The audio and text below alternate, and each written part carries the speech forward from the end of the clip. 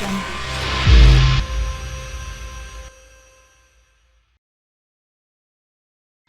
The word mindset is kind of a dirty word, in my opinion, because it's so vague. It's incredibly difficult to unpack what that means. So I tend to try to avoid using that word. And what I'd rather say is there are two versions of yourself. There is mediocre version and there's the millionaire version. And you are by default the mediocre version. Why? Because you went to school. What is school? Let me ask you this, Nathan. Do you know why there are school bells in school? Do you know why they exist? To remind you, I don't know.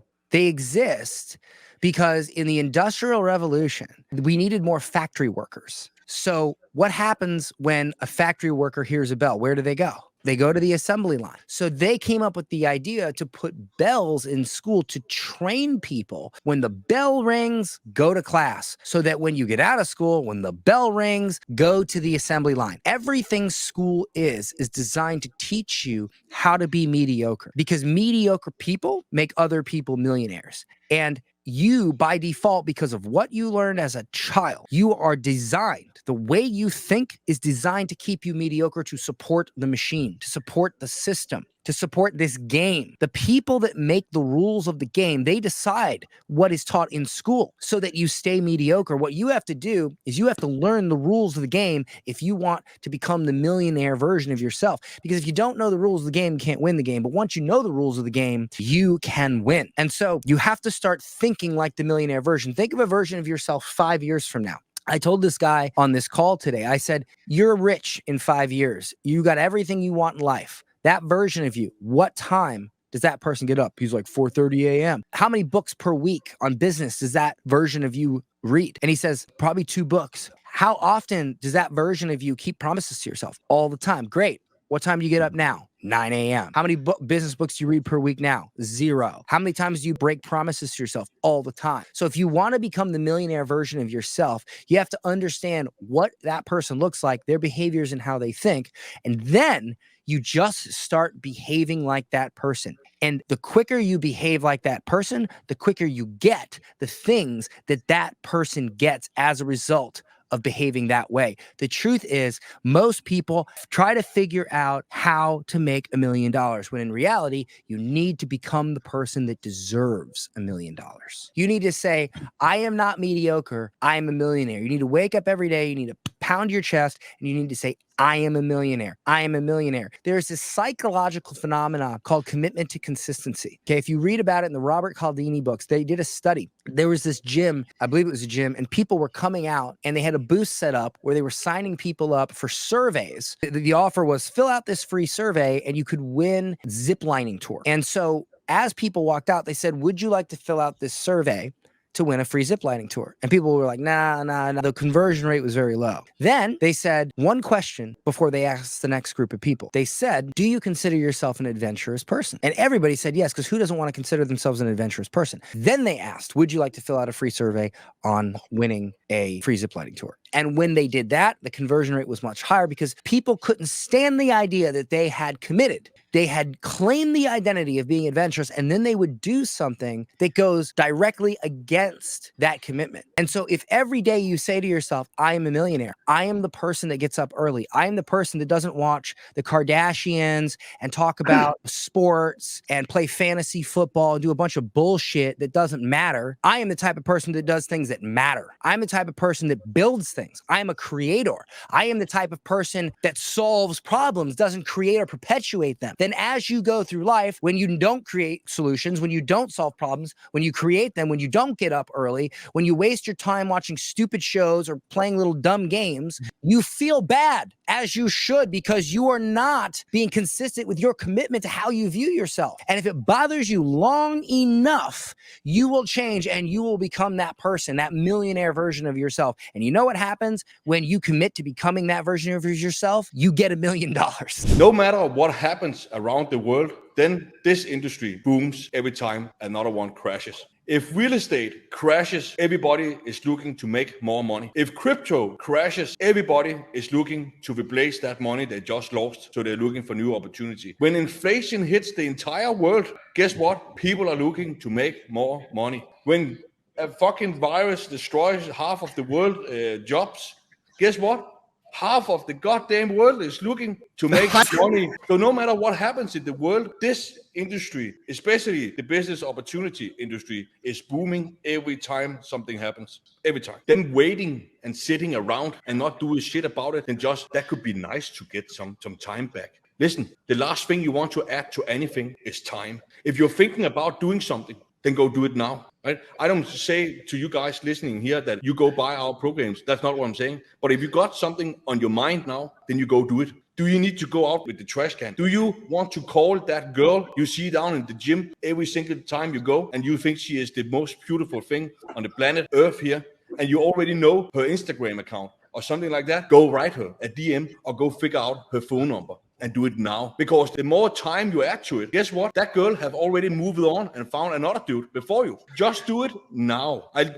This is kind of what, when I started to figure this thing out here, how to just make some money, then I figured out the more time I added to anything, any task that I needed to do, the more money I lost. So the faster I could go do the thing I was thinking about doing, the more money I made. And then it started to snowball effect. Because I took action, and I took massive action every time I had a new thing I needed to do, then I did it now. Was there sometimes I didn't sleep for a day or two? Yeah, 100%. But you see me now because of that. It's about choosing your heart. I'm not gonna toot my little victim horn here, but I had very low self-esteem when I started. Very, very low. And similar to your story, I had my mom always giving me I lived with my mom when I came home. So I had no car. I had a mentor early on who's telling me to go live on Facebook. And I'm like, and show what? And he's like, whatever. And I'm walking to work and I have my phone in front of me and I'm walking to work blocks and blocks to this forklift job. And I'm talking about affiliate marketing as a way to make money online. I haven't made a penny, right? So yes, my back's against the wall and I'm doing it because my mentor said to do it. And I'm learning as I'm going along, but it was very humiliating. There was people leaving negative comments on my YouTubes. There was people leaving. I'm not going to sit here and sugarcoat and tell you guys it's going to be easy and everyone's going to love you. They're not. There's going to be some nasty stuff, haters, and people, like Nathan said, people saying stuff is a scam. They say it on my videos still. I'm like, what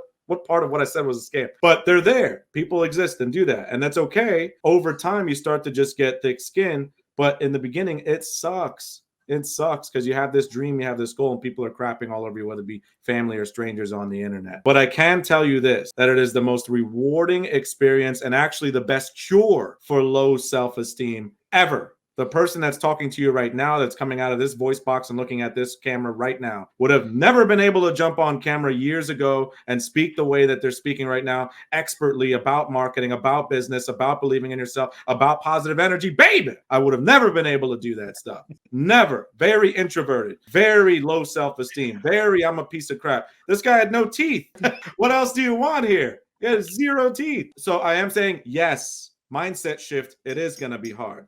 But instead of paying for a therapist, baby, let me tell you something. Doing this journey and becoming a full-on creator, I'm talking about opening up your heart and being everything you can possibly be. That's what giving your value to the marketplace is. It isn't just finding the best product you can possibly find. Anyone can sell that freaking product. I hate to tell you guys. Anyone can sell it. I can sell this product better than anyone because of my value. That's a huge mindset shift. The time, the blood, sweat, and tears, the time that I took to put in to study this stuff, to go and enjoy courses and workshops like you guys, and the stuff you guys show up and ask questions, ask different mentors this, really study the game. I will make more money than anyone else with the same product, right? So think about that. How is there such a thing as affiliate boards, leaderboards? How is that possible? Sometimes the guys with smaller audiences end up on top of those leaderboards because they know what they're doing. They have more skill. So ultimately, take the time to really make those things your serious priority. It will suck. There will be those times it sucks, especially in the beginning. Push through it because you're going to cure yourself afterwards. I can tell you now, having a community of people that follow me and love my content and reassure me and tell me I'm doing great and that I've inspired them in some way, shape, or form, that I've actually had people tell me it's something that I said in a video, inspired them to become an entrepreneur. And now they're teaching their kids how to run an affiliate marketing business, is every freaking thing in the world. Nothing will help your self-esteem more than that. But it is a journey and you will get there. Be passionate about what you're saying, to have actual intent behind your words. That's why it's important to decide those things up front. That way, when you become this amazing content creator that you're going to become, it's from a place of passion over profits. What I would say now is just build your personal brand. So no matter whatever trends come in, whatever social media, whatever apps, whatever it may be, just just make sure that your personal brand is ready to go. And then you can deal with whatever trend comes by, but you won't be fazed by it. You can just benefit from it. Okay. If your personal brand is good to go, you can just benefit from it. Framework. What are the 3 things you teach? That's a massive part of it. We teach leads and helping people to build relationships and then capitalize on that. So we help that, and we do certain things like our agency. So what are the top 3 things that you teach, and then stay with that? Russell's very good with that. He does a lot of that with funnels and in his frameworks. No matter what happens with the internet, you always stick to your frameworks. And that's going to be the biggest thing. And then you just build off of the trends. Okay, if the trend comes, goes away, okay, go to the next one. But that always goes off of your personal brand and what you do with your frameworks. And it's going to be the biggest thing ever. One of the biggest things I can tell you guys when you're just starting out, if you're not getting the results that you want, it freaking sucks. And I get it. I still, sometimes you go through that. You're like, I'm not getting the output that I want. We all know that that's not fun and it sucks. So a couple of things to do when that's happening is, one, keep doing it. You have to detach yourself away from how you feel, and you have to, and that's where intent comes into play. My intention is to have this, and I'm going to do and be who I need to be to make that happen, regardless of how I feel. I'll tell you now, I never feel like doing this. Like, I could hang it up now if the money was just flowing like endlessly. I'd hang it up now and just be done. But I do have a passion for this, but you know what I mean? So you have to detach yourself from how you feel, because the way you feel, it has nothing to do with what you want and where you want to go. If you feel tired, you know, that's your physiology telling you you're whatever. It doesn't matter. You have to detach it. And when I was doing this, working a full-time career in the military,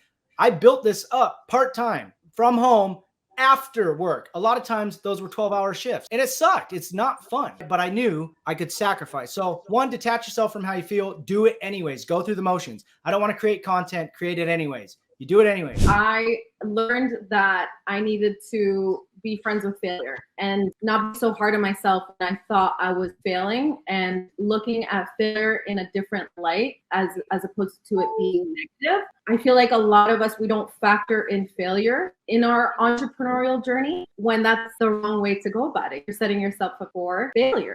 So it's going to be hard on your entrepreneurial journey if you ever factor in failure, and understanding that. And I actually taught this on the mindset call this morning. If you were a parent, you were teaching or telling your child how to ride a bike and they were ready to go, you wouldn't tell them, you got one chance to make this, don't even dare falling, because you only got one chance.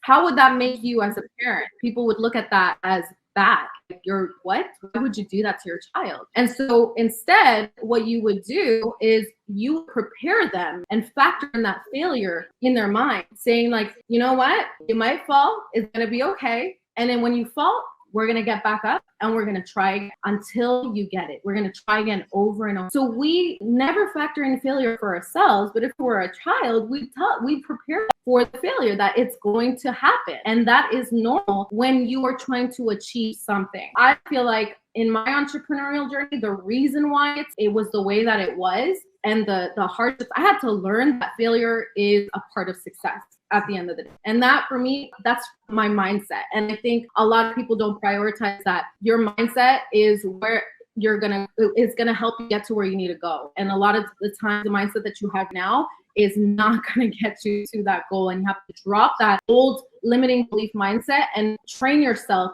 unlearn everything and train yourself with a new positive mindset, and add this into your entrepreneurial mindset with failure coming into play, and understanding that this is just a part of the game. Failure is just covered in going to the direction. It's just guiding you into the direction. So if you feel like you're failing, it's going to be uncomfortable, but there's a lesson in that failure that you need to learn in order for you to get to the goal that you want to get to.